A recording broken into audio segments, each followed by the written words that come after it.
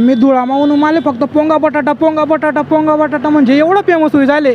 तुम्ही आता बाहेर जातच तुमले लोक ओळखतच कसं वाटत तुम्हाला? मला कसं वाटत माहिती आहे का, तुम्ही कुठे बाहेर बी गो तर मला लोक जय खानदेश म्हणतात. जय एवढं भारी वाटत की आपलं खानदेश लोक आम्हाला एवढं सपोर्ट करा ना. खानदेश मित्रांनो, मी पंकज चव्हाण. मित्रांनो, मी चाललोय पोंगे बटाटे खायला. खानदेशचे फेमस पोंगे बटाटे.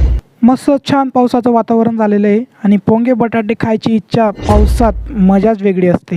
मी मला सांग भाऊ, मी धुळामाहून माले फक्त पोंगा बटाटा पोंगा बटाटा पोंगा बटाटा म्हणजे एवढं फेमस होई झाले.